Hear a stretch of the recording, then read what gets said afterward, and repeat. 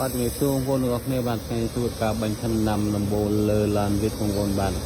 សូមតាមដានសកម្មភាពនៃការបាញ់ឆ្នាំរបស់ខ្ញុំបាទទាំងអស់គ្នាបាទ